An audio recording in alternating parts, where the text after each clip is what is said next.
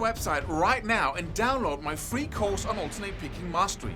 It contains 5 essential exercises that will take you to alternate picking mastery faster than you can imagine. And then I've included my method of how to lay out a practice plan in just 1 to 2 minutes that will absolutely boost your results like nothing you ever tried before. So go download it right now. It's free.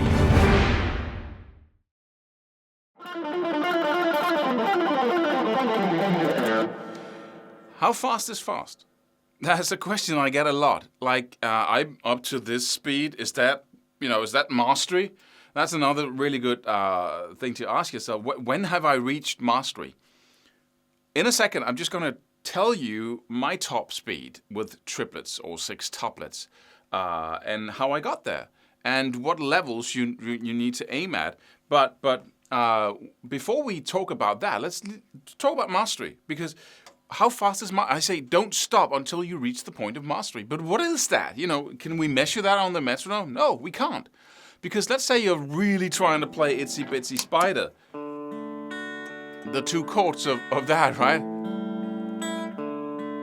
Then at what level of speed do we need to play Itsy Bitsy Spider? If you take your whole life path, what's the level of speed? And let's say that's right here. Well, then mastery would be headroom. Mastery would be not struggling with the mechanics of the music, but actually being able to lean back and go, Itsy Bitsy Spider, with no focus on the mechanics. You don't need to focus on that. It just happens when you play. And how do you get to that point? Well, by aiming higher. If you can play Itsy Bitsy Spider at twice the pace, then I guarantee you playing at the normal pace will be really easy, and really easy, like nothing. That's mastery. It's as simple as that. Mastery means effortless. Okay? So, and that's what I really always did, because I knew once I could practice something, but when I practiced with the guy, suddenly I became not as good as I was alone. Whenever somebody was listening to me, I knew that my skill level would drop at least 50%, sometimes 90% if I was on stage, right? So you really need to push all the way so you can play something, even though you're freaked out and nervous, you can still play it. And that's not, of course, possible with everything, because when we're talking about maxing out on what your fingers can possibly do, like let's say you want to play any given lick or run, at the maximum tempo, the maximum speed or pace that you can absolutely do, then you can't play it twice as fast, can you? Now, then you need to use another methodology or another way of thinking, and that is being so used to playing that fast, having played that fast for so long and so many times that it's easy, right? Get my point here? So I can push to mastery with Itsy Bitsy Spider, and I can get there faster by just pushing, to play it twice as fast. But I can also play Itsy Bitsy Spider and master it by just staying at the level if I play it enough. But it's faster to push for speed, right? There's such a genius way of pushing for mastery. It's just playing it faster. But you cannot do that when it comes to playing as fast as you humanly can, because there's no more to go for, okay? But let's look at what is a good. The only reason why we ask how fast is fast is that we want to know where to aim. Where's my end point? And for me, I can say that it's about 138 beats per minute. This is only 100. But if I play sextuplets, meaning if I play 6 notes in between every click, then if I take the metronome to 138, that's about it. I start losing control beyond that, and we don't want that. And I'm talking really my left hand here, because the left hand seems to have an easier job than the right hand, at least when we're talking alternate picking. So let's just play sextuplets here. So I go, this would be, and in this case I'm playing 5, 7, and 9 on both the D and the G string, just so you can follow. And that's pretty fast. That's a good level to aim at. If you can do, then coming to 100 would be a huge thing. It's like, because just imagine, if you can play at this pace, how many repetitions you can get in an hour in front of the TV. If you go, right? It's a lot compared to when you had to, play. To get everything right, you had to play at this tempo, perhaps. That's why developing in this area is an exponential growth, because the more you practice, the faster you can play, and the faster you can practice. So you might, 1 month, you can play, right? And the next month, you can play twice that. Suddenly, right? Now you can get in twice the amount of repetitions in 1 month. So the next month, you do twice as many repetitions. The next month, you can play, 50%, 75%.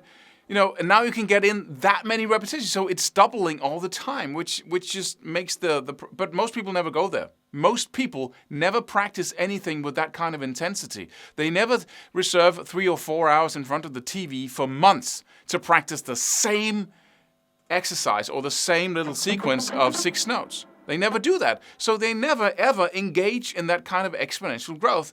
And then they point to people who does that and say, aren't they talented? And the people they point to, they're completely willing to call themselves talented or just smile and say, what can you do about it? Inborn ability, right? Because that feels much more special than saying, I just did it a lot, right?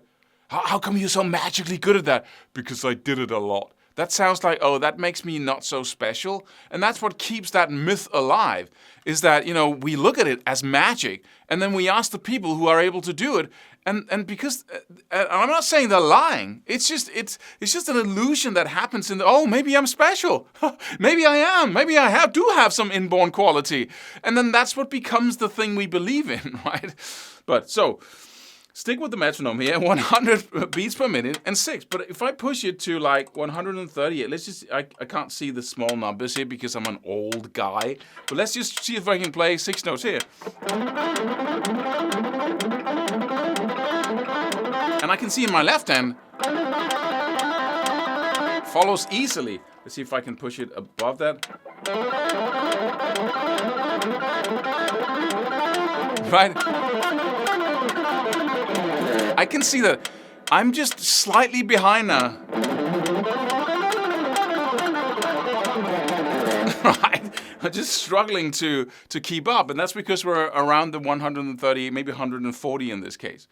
So I would aim for the 100, because once you're at the 100, you can get in so many repetitions that when you practice, so getting to the 138 or 140, whatever you can get to, it doesn't matter if it's 125 or 30. Really, come on. It's music, right? We just want to be able to create that aggressive run or, we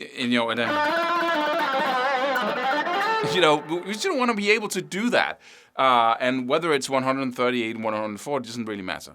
But it's a good idea to be ambitious and aim for the 100 and say that is my sweet spot, because at that point, if I can build my speed to that point, 6 strokes or notes per click, then I can definitely go all the way. But just remember that going from 100 to 138, it's going to take as much work as going from 0 and being able to play nothing to going to that 100. Even though it's only halfway, below halfway, because the brain is going to test you all the way and say, no, we don't want to use all those resources getting that fast. Why would we do that? And so you need to convince it by saying, yes, we are. Yes, we are. Yes, I'm still practicing this. Yes, I'm obsessed. Yes, I'm insane. But we're going to do this or die trying. So I'm going to use that many resources practicing this, dear brain, until you get that that's a bad deal for you, because all you want to do, dear brain, is save resources. So you better learn this, because I'm just going to keep pushing until you get it, right? So stubbornly keep pushing until that monkey brain says, alrighty then, little Jim Carrey thrown into the mix here. But it's going to cave in and say, okay, this is too much work. Let's make it a permanent part of your patterns of movements, and then you never forget. That's another aspect of mastery. You can't forget. That's just no forgetting. You can do it for the rest of your life. Whether you're warmed up or not, you can do it. If you have to be warm, that means that you need some more time using those skills until you get to the final point where you don't have to warm up. You just do it. It's like riding a bike.